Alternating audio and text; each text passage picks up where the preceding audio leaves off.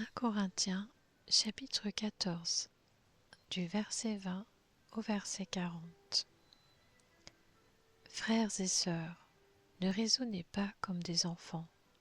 Au contraire, pour le mal, soyez des bébés, mais par rapport au raisonnement, soyez des adultes.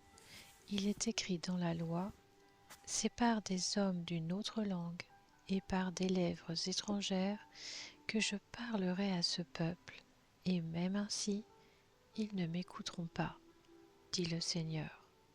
Par conséquent, les langues sont un signe, non pour les croyants, mais pour les non-croyants.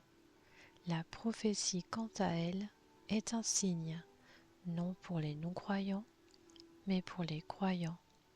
Si donc, alors que l'Église entière est rassemblée, tous parlent en langue, et qu'il entre de simples auditeurs ou des non-croyants, ne diront-ils pas que vous êtes fous? En revanche, si tous prophétisent et qu'un non-croyant ou un simple auditeur entre, il est convaincu de péché par tous, il est jugé par tous. Ainsi, les secrets de son cœur sont dévoilés et il tombera alors le visage contre terre pour adorer Dieu en déclarant que Dieu est réellement au milieu de vous.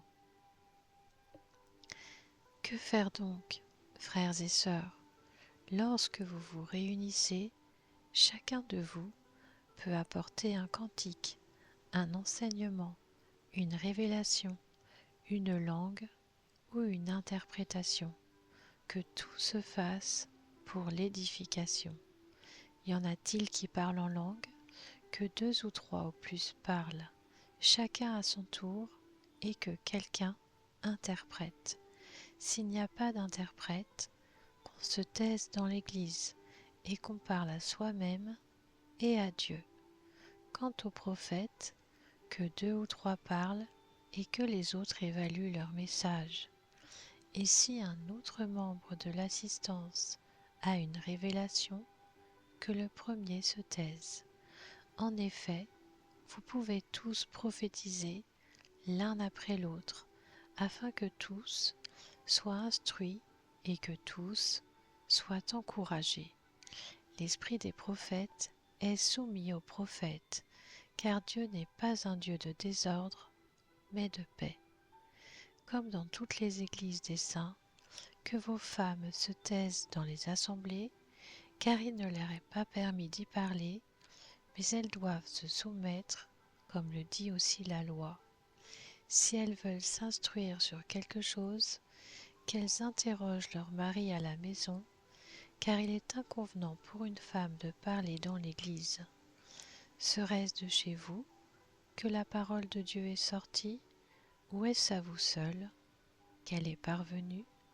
Si quelqu'un croit être prophète ou dirigé par l'Esprit, qu'il reconnaisse dans ce que je vous écris un commandement du Seigneur.